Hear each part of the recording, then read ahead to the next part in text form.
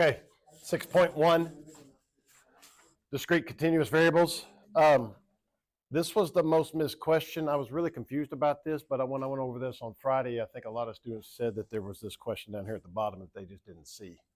And so when you checked it, it counted it wrong, which made me feel a lot better. One of the higher ones was still one of these multiple choice ones. Guys, these are the type that you're going to see right on the test. Choose an American household at random.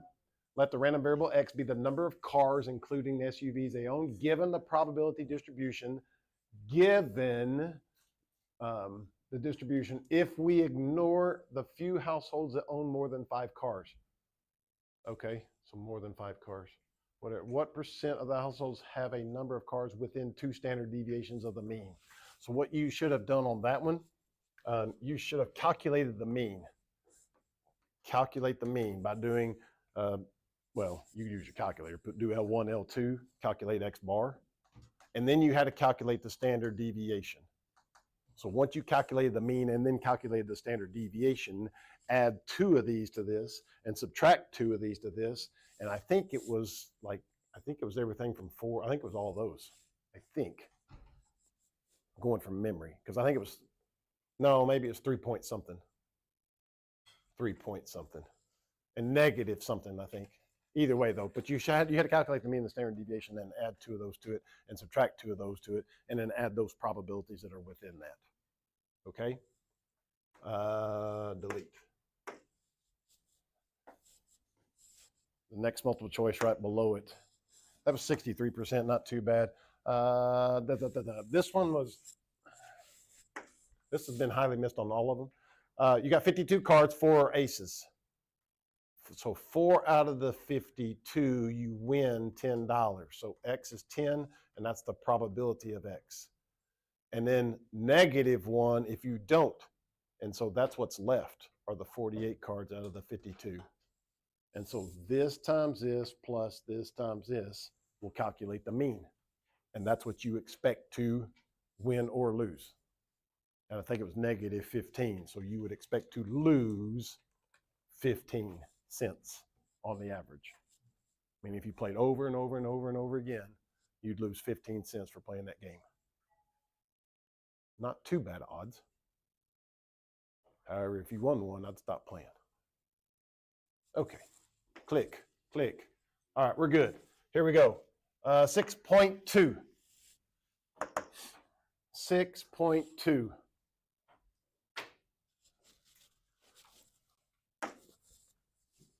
This used to be pretty bad, but I fixed it, I think. A lot, just like 6.1, it's a lot of repeat stuff. A lot of repeat stuff. Y'all remember in chapter 2, somewhere where I took all of your test scores and like added 5 points?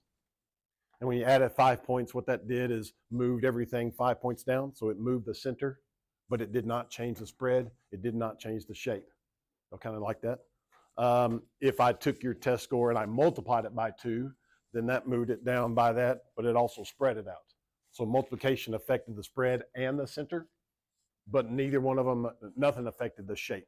And if you can remember those rules from chapter 2, a lot of that comes up to play today. Okay? So here we go. Transforming a random variable. In chapter 2, we studied the effects of transforming the linear shape, center, and variability of the data, right? Remember, adding or subtracting a constant, the center adds or subtracts that center, right? So if I added something to every piece of data, it added it to the center. If I subtracted something to every piece of that data, it subtracted it to the center, okay? So adding or subtracting a constant to every observation changed the center, that same addition or subtraction. However, the variability did not change, and the shape did not change. All it did is just shift it. Shifts the data if you wanted to kind of picture that on the number line. If it was a graph, all it would do is move that graph down or to the left. It doesn't make it bigger, it doesn't make it smaller, and it doesn't change the shape of it. All it does is shift it. So addition and subtraction, all it did is change the center. And the centers, of course, is the median, the mean. It would change, I guess that was it, the median and the mean. It changed percentiles.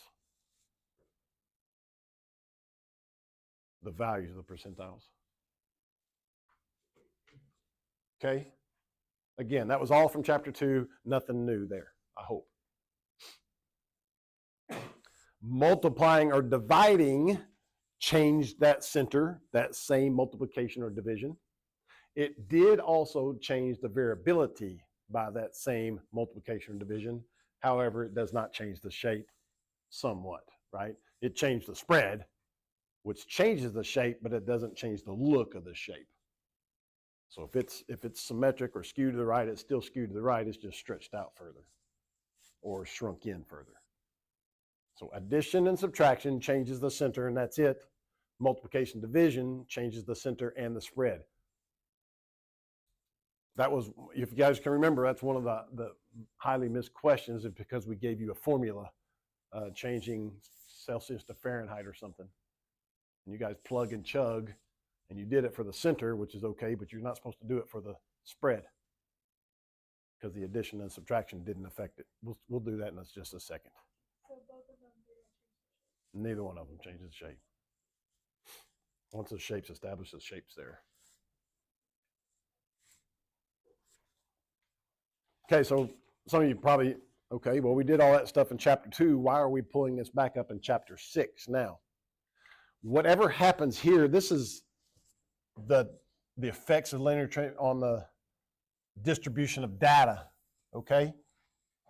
Well, now what are we talking about? We're talking about probability distributions. The same thing happens. If I'm adding or subtracting to it, it adds or subtracts to it. But it only changes the center. It doesn't change the shape. It doesn't change the spread. If I'm multiplying or dividing, it's going to change both the center and the spread. However, it will not change the shape. This is what's going to come up in just a second. So this is probability distributions. Don't write all this down again because it's the exact same thing. Center adds or subtract. Variability does not change. Shape does not change. Center adds or subtract. Oh, that's not even supposed to say add or subtract. It's supposed to multiply or divide. I didn't see. Don't copy that at all. That's bad. All right, here we go. Looky, look. In a large introductory stats class, the course X of a randomly selected student worth 50 points can be modeled by a normal distribution with a mean of 35. Your notes are going to bounce around a little bit again today. I apologize for that, but I think I've made it simpler by removing a lot of stuff. Where'd you go? There you are. Okay, so we got a normal distribution with a mean of 35, standard deviation 5. Just a habit I get into. Anytime they tell me that, I draw it. Due to a difficult question on the test, the professor decides to add 5 points to every student's test score.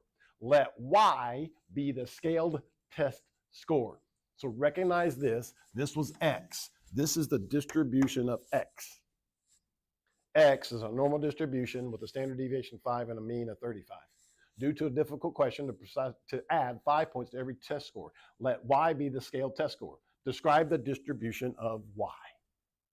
Remember, when you describe the distribution, you better talk about the shape, center, and spread. And if I only add 5 points, guess what my shape's going to still be? Normal. Guess what my spread's still going to be? 5. But now my center is now going to, instead of be at 35, it's now going to be at 40. So now how we need to show this, here's what I would show. The mean of Y is equal to the mean of X plus 5. Okay? I forgot to hit start. I'll just do it next hour. The mean of X plus 5, which is 40. Okay? So again, this is how you need to show this stuff. The standard deviation of Y is equal to the standard deviation of X, which is still equal to 5, because it's not going to change. And then the shape of Y will be, it says normal. I like to put approximately. You're never wrong by putting approximately in front of it, and sometimes you're wrong if you don't put it. I think you're being okay because it just says normal here. Yes, no, maybe? Good enough? I didn't really need to draw that, other than that's just a huge habit of mine. I could have drawn Y, I guess. What'd they do? Shape, approximately normal, center, mu of y is equal to mu of x plus 5 equal to 40. Standard deviation of y is equal to standard deviation of x, which is equal to 5. Easy peasy lemon squeezy. Here I have El Dorado Community College. Considers a student to be full-time if he or she is taking between 12 and 18 units. So this is somewhere in your notes, I'm guessing. The number of units that a randomly El Dorado student is taking follows this distribution. So here's 12 units at 25%, 13's at 10, 14's at 5, 15's at 30, 16's at 10, 17's at 5, and 18's at 15. Notice that the 12 and the 15 and the 18 are the highest. That's because your college hours are typically 3 hours long. And so this would be 4 classes, this would be 5 classes, and that'd be 6 classes. And then sometimes you get some labs, and that's why the hours are a little bit, but that's why it's kind of hard to get 14 and 17 hours. Because you got to throw some PEs in there or some kind of stuff. Anyway, who cares? At the right is a histogram of that, and we should be able to at least see that histogram. We kind of know that this is the highest, or excuse me, that's the highest. This is next, there's a next, so I kind of have 3 humps. It looks somewhat symmetric. I got 3 humps, yada, yada, yada. They tell me the mean, and they tell me the standard deviation. That's very common for them to tell us that. If they didn't tell us that, we know how to find it from 6.1. This times this plus this times this plus this times this finds the mean, and then we get a really crazy formula to find the standard deviation. But again, most of the time they'll give it to us. At El Dorado Community College, the tuition for a full-time student is $50 per unit. That is T equals 50X. If you can't figure this out, they'll kind of give you a formula. Describe the distribution of T. All right, T is symmetric.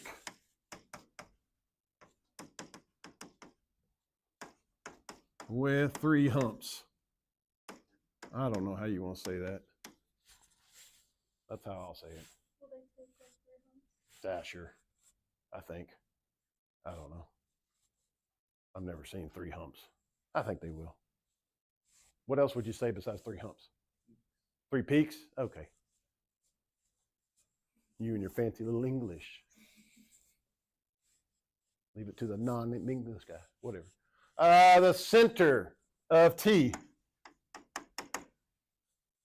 is equal to the center of X times 50. And the center of T is 14.5. Uh-oh, sorry. Let me clean that up. 14.65 times 50. And whatever that equals is your new center. And then the standard deviation of T is equal to the standard deviation of X times 50, because multiplication affects both. And the standard deviation was 2.056 times 50. I'll clean it up so that you guys can read it. Non-hieroglyphics. What did they say? Oh, it is. They said 3 peaks. You little nerds. Put your peaks if you want. I'm going to put humps.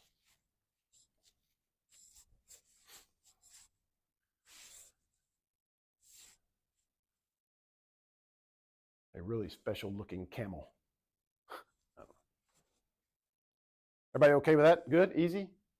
Again, there's no what's really new about this? Really nothing, other than we're tying in data, which is what we did in chapter 2, into probability distributions.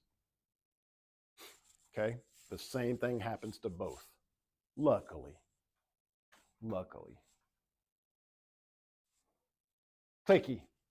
This is the one where a lot of you guys missed on the test. And then because we're ingrained in our stinking heads, any linear transformation or anything linear, we plug and chug. We plug and chug. And we just get into the habit of doing that.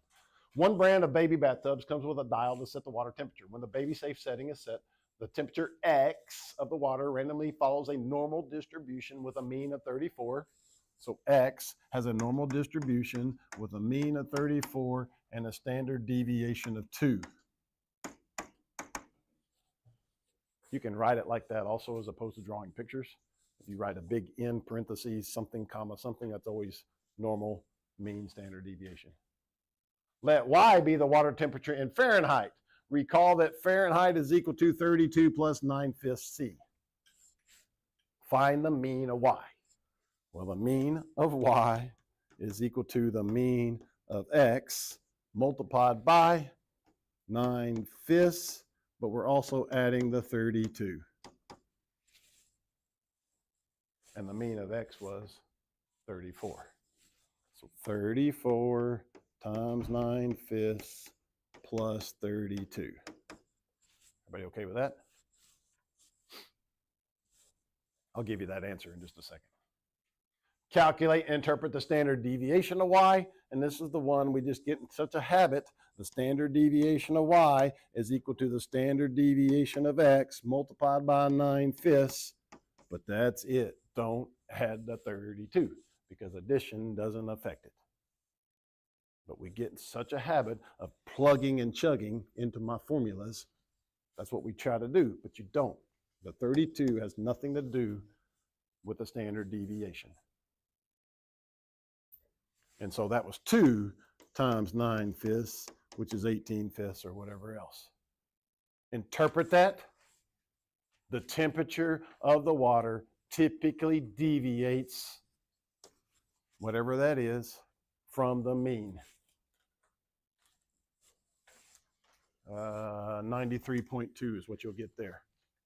32 plus 9/5, 34s. Standard deviation you'll get is 3.6. 9/5 times 2.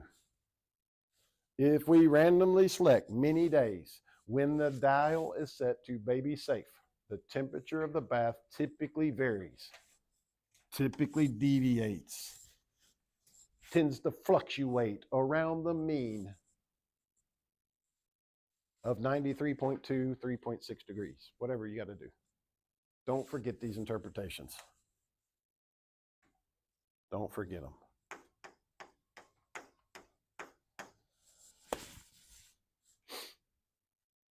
Yes, no, maybe? That's half this lesson, which is really nothing new. Kind of nice. Okay, let that soak up. I'm going to let you guys quit writing when you get there, because then I want to chit chat for just a little bit, and then we'll finish the lesson. I like to give the scenario first before I talk about it. So, whole, part, whole is the way I do this. Got a basket of oranges over here. Got a basket of apples over there, and I go to the store once a week and I buy some oranges and I buy some apples to take home. That's what we eat for snacks. Good enough? On the average, I buy 5 oranges. On the average, I buy 5, 1 for each day. On the average, I buy 3 apples. On the average. So I got 2 different distributions or 2 different variables. Okay with that? If I randomly or on the average buy 5 over here and on the average I buy 3 over here, on the average together I happen to buy how many pieces of fruit? 8. Good enough? Whatever the average is over there and whatever the average is over here, if you're going to combine it together by adding them, then the average is typically, you're just going to add those 2 together. And no students have no issues with this whatsoever. That makes sense. It makes sense. Sometimes I like to compare the test scores of tests. I'm way behind on your test. I know that. Please be patient with me. You guys have been wonderful about that. I have not received but 1 email about it. Thank you guys. This week I'm getting it done, I promise. I got a lot done yesterday, but it didn't get done. Okay, so anyway, I like to compare test scores. So I have you guys' test score. I have an average of your test score and I have a standard deviation. So I have an average of your test score. I'll care about the average right now. And then I have another class that I have their average. And sometimes I don't want to add those 2 because that doesn't make any sense to add the 2 test scores. I like to subtract the 2 test scores. So let's say that the average of this test score was an 86 and the average test scores of theirs was an 83. Typically, that means what? If I grab somebody's from this test and somebody's from this, it should be about 3 points difference. Good enough? Subtract the 2. Good? Yay? Well, that's what we're going to be talking about. We're going to be talking about combining variables together, combining distributions together. And if I combine them together, the means are really, really easy. We take the means and we just add them, or we take them and we subtract them, depends on if we want the addition or if we want the subtraction. The standard deviations are what gets us. We don't add standard deviations ever, ever, never, ever, ever, never, ever.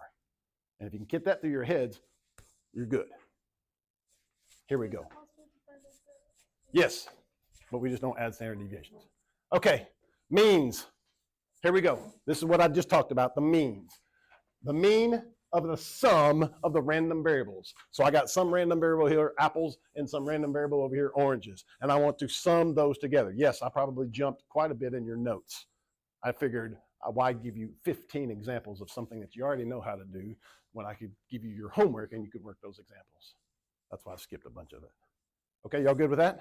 So in order to do that, if I had two random variables, x and y, apples, oranges, the sum of x's and y's is the sum of the individual means. That looks a lot worse than it is, but let me just tell you that the sum of the means is equal to the sum of the x plus the average of the y. Good enough? Whatever the average of the x is and whatever the average of the y is, if I want the sum of those two, I'm just going to take the sum of the two means. The sum of the means is the sum of the two means. That's how they showed it. Mu of s is equal to mu of x plus y. I don't really like this one as much as I like mu of x plus the mu of y. Easy peasy, lemon squeezy. I hope that, like I said, students have no issues with this whatsoever. It almost makes sense. If I typically buy 5 oranges and I typically buy 3 apples, I typically buy 8 pieces of fruit. Or I typically buy 2 pieces more oranges. And then the subtraction is the same way. Mu sub d is mu of x minus mu of y. Subtract the two. Subtract the two. Again, this is not that big of an issue. Most students have no issues with this whatsoever. If I want this average and I have this average and I want the sum of the two averages, we just average the two together. On the average, that's what we get. On the average, that's what we get. Let me throw in a quick example for you. Y'all remember, I know this has been a while ago, for you guys it's been real long. We had Pete took these Jeep tours, right? And he made so much money if it was 2 people, and he had 2 people up to 6 people. 2 people up to 6 people. Now this is the number of people, this is not the amount of money. The one you had was the amount of money. But it was still the 15%, this was 25, 35, yada, yada, yada, yada, yada. I can find the mean of this data, right? Why would I call that Y? Let's call that P, mean of Pete. We can find that mean pretty easily from 6.1, okay? Pete has a sister, Erin. Erin also does Jeep tours. Erin can only go from 2 to 5 people. Her Jeep's not as big as Pete's. Whatever. Okay with that? I can find the average of Erin pretty easily. This times this plus this times this plus that times that plus that times that, and I have the average there. Good enough? I'm telling you that Pete's average is 3.75 with a standard deviation of 1 point, but I don't care about that yet. Don't try to think about that yet. And I can tell you that Erin's average is 310. Don't care about that. So Pete carries more people on the average than Erin does. Good enough? Their question is, what is the sum of the randomly number of passengers that Pete and Erin will have on their tours on a randomly selected day? And so the sum is equal to the mean of Pete plus the mean of Erin.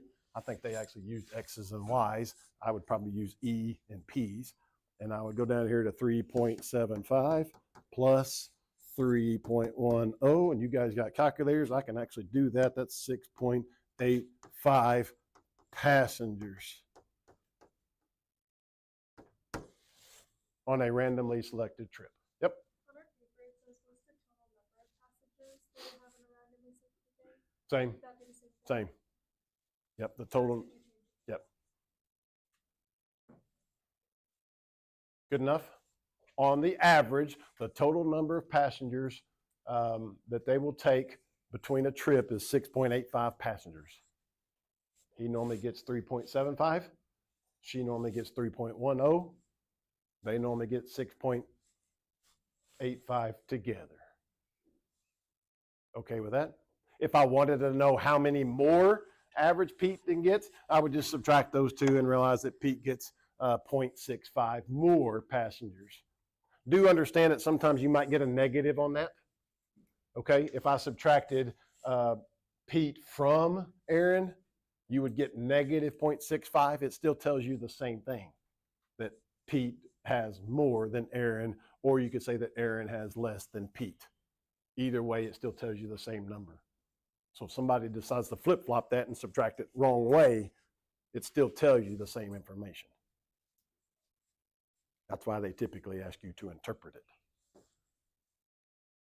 Everybody okay with that? Pretty easy? Not bad? I don't want to seem that too hard. Shouldn't be. Pete charges $150 per passenger. Now we're starting to combine some of this stuff we're learning. Pete charges $150 per passenger. Aaron charges $175. Huh. Aaron charges more. Imagine that. Female. Good for her. C be the amount of money that Pete makes. E be the amount of money that Aaron makes. From our earlier work, we know that mu sub C, this is how much Pete normally makes on a trip, $562.50. Aaron normally makes $542.50, even though she charges more. Ha, ha, ha, ha. She doesn't make as much. I want to find out how much money they make together, because at the end of the day, they're brothers and sisters and they share. And that's what we should do. And so all we have to do is, if you want to know, and they tell you, define C or S as C plus E. Why they use C instead of P, I don't know. They should have used P, because P is Pete. We're just going to add those two together, and we're going to see that that's going to be the combined total amount of money. Mu sub S is equal to mu sub C plus mu sub E. 562.50 plus 542.50. Show your work, show that step, guys, show that mathematical operations. I have seen AP give students credit even with a wrong number right there. Okay? Because they know what to do, but if you just have this down here by naked, they may not give you credit. Pete and Aaron expect to collect a total of $11.05 per day on average over many randomly selected days.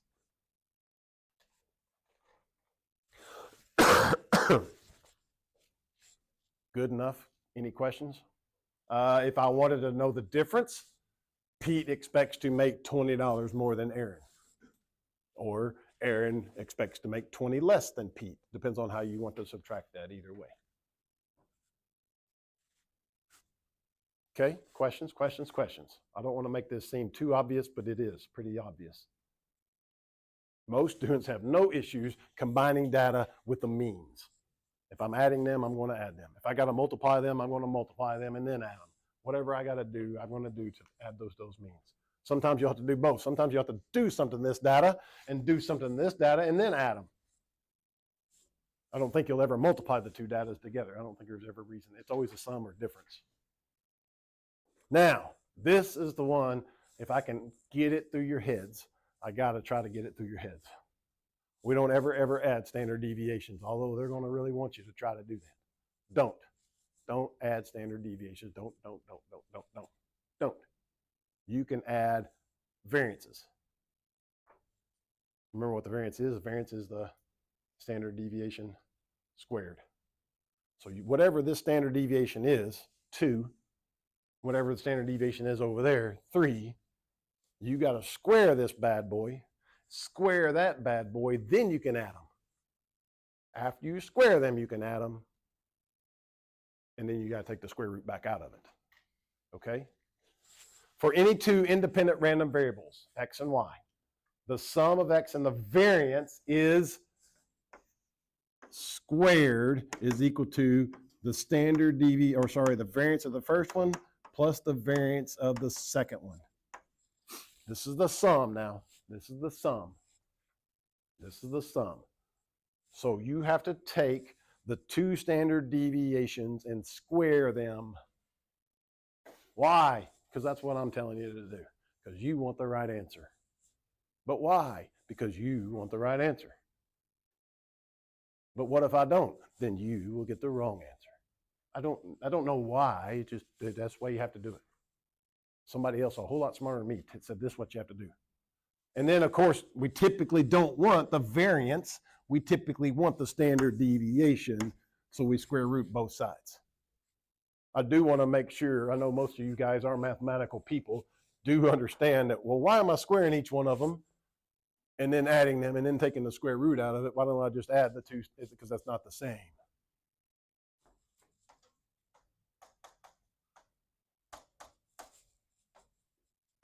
It does not equal that plus that. It doesn't. That is not true. That does not mathematically work. If this was 2 squared, this would be 4. And if this was 3 squared, that'd be 9. And 4 plus 9 is the square root of 13. And 2 plus 3 is 5. And that's nowhere close to the square root of 13. It has to do with kind of goes back to the old, that's why x plus 2 squared is not x squared plus 4. Right? You got the outer and inner stuff. Squaring things makes things different. Squaring pluses makes things different. We're squaring first, then adding, just to make sure mathematically you understand that. Y'all okay? Add variances, add variances, add variances, add variances, add variances, add variances. Always add variances. Always add variances. Add. Always. Why do I say always? I hadn't done subtraction yet. Guess what? Subtraction, you're still going to add them. And that's the one we really mess up on. Caution, never ever add standard deviations. I can't get it through your heads enough. Subtraction. In subtraction, if I want to subtract those, I still add. Guys, there's no way to make a distribution over here, whatever it is, and this distribution over here. If I'm going to combine that, there's no way for that combined distribution to be smaller.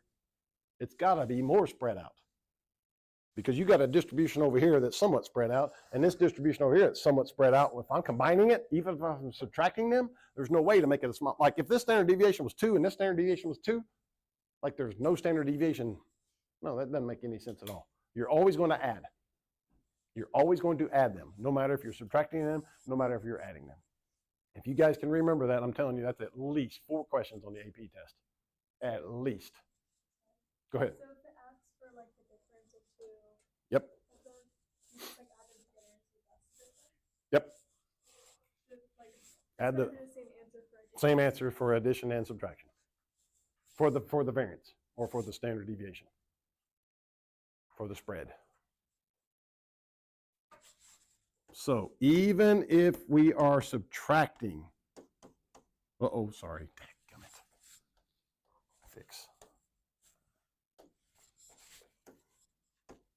Add the variances of the individuals. Always add. And that's why I say always add variances. Never, ever subtract. Never subtract. There's going to be a multiple choice question. You're going to see subtraction on there and mark it off. It's wrong. You'll never, ever add them. Will it ask you to like justify? Nope. Well, I mean, if it's a free response. But you're just going to just do it just like that. I mean. Okay, so you're not going to like No. Show it mathematically.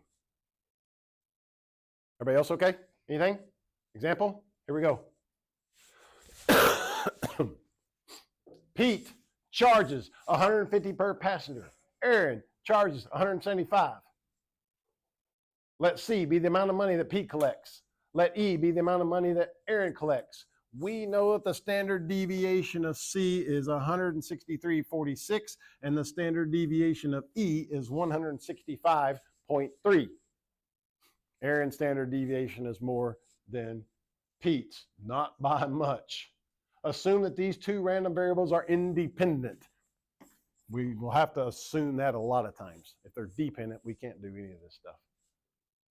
Define D as C minus E. Earlier, we found that mu sub D is $20. I didn't find that, but you guys subtracted that in your head pretty easily, and you found the difference to be $20. Pete normally makes $20 more than Aaron. Calculate and interpret the standard deviation of D.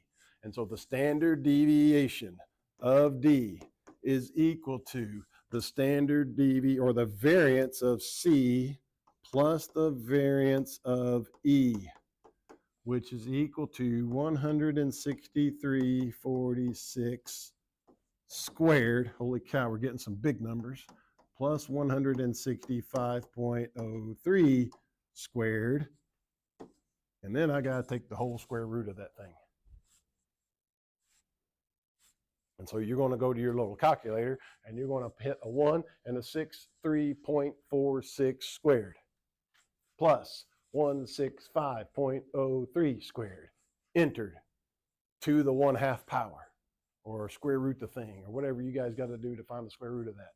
And when you do, you're going to get, remember now, this is the sum of the variances.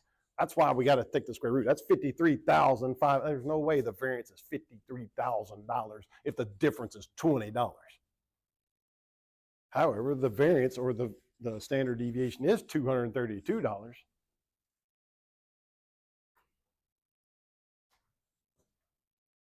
The difference of Pete minus Aaron in the amount of collected on a randomly selected day typically varies $232.28.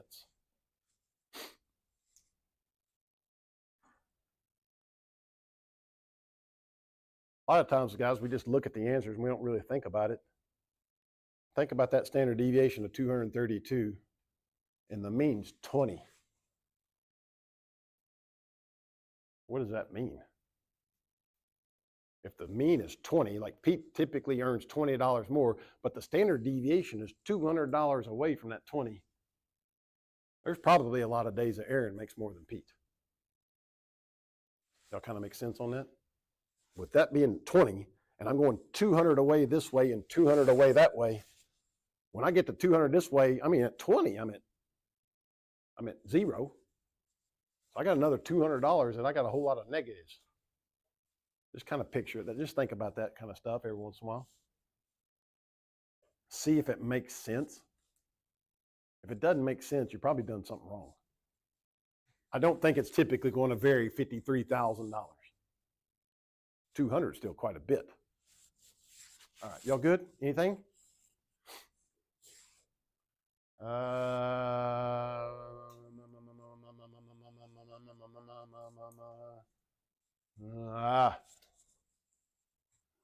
I think we're the diameter of the, oh, this is a good question. I remember it now. The diameter of a large drink cup at a fast food restaurant follows a normal distribution. Normal distribution, cup, normal distribution with a mean of 3.96 and a standard deviation of 0.01. Wow, that's a really small standard deviation. That's probably a good thing, because we don't want our cups varying a whole lot, I'm guessing, right? We want those to be pretty darn consistent, so it's a good thing. Normal distribution, 3.96, 0.01. The diameter of a lid follows a normal distribution with a mean. Please be bigger than 3.96. It's 3.98. Why do we want the lid bigger than the cup? So it fits. 3.98 with the standard deviation of 0.02. They need a better quality control manager. Now, I can already see with a standard deviation of 2, this fluctuates 2 pretty consistently. In fact, 68% of the time, it fluctuates between 2. 95% of the time, it fluctuates between 4, or 4 here and actually 8. There's going to be some of those lids that don't fit. Assume that A, L, and C are independent random variables. Let the random variable D be L minus C. Oh, crap. I put C over here and L over there. That's all right. D is equal to L minus C. The difference between the diameter and the cup's diameter. Describe the distribution of D. Well, I went through fast slides and I didn't help you on this. But I'm on a common census, I would hope. If this distribution over here is approximately normally distributed, or normally distributed, and that distribution over there is normally distributed, and I'm going to subtract those two, guess what? It's going to still be normally distributed. Because what affects shape? Nothing. Nothing. Now, if this one's skewed right and that one's normal, now I'm not too sure what happens when I put it together. It's probably more normalish, but still a little skewed. But if this one's normal and this one's normal and I put it together, it's going to be normal. If this one's uniform and this one's uniform and I put it together, I don't know what happens. If this one's skewed right and that one's skewed left, I don't know what happens. But if this is normal and this one's normal and I put it together, it's going to be normal. Good? So, describe that distribution. Well, it will be normally distributed. Normally distributed. Why? Because this one's normal and this one's normal, and I'm putting them two normals together, and I put two normals together, it's going to be normal. With the center at 3.98 minus 3.96. I'll probably go ahead and show that. 3.98 minus 3.96, that's 0.02. So I got a center at 0.02 and a standard deviation of the difference of 0.02 squared plus 0.01 squared, square rooted. And then you got a calculator that does all that. Who has a question about this so far? Okay, so I have a mean and I have a standard deviation and I have a shape of the difference. Shape, normal, center, 0.02.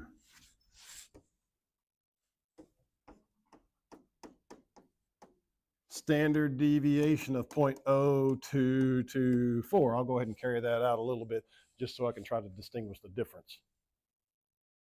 If I was doing this on the test, so I'd probably put up 0.02. Good enough for that? Beautiful. Beautiful. For the lid to fit on the cup, the value of L has to be larger than the value of C. Duh. But it can't be more than 0.06. Because it's too big, it won't fit. Find the probability that a randomly selected lid will fit.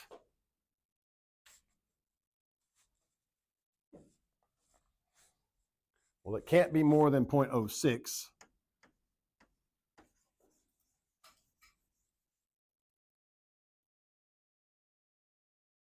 But it has to be bigger than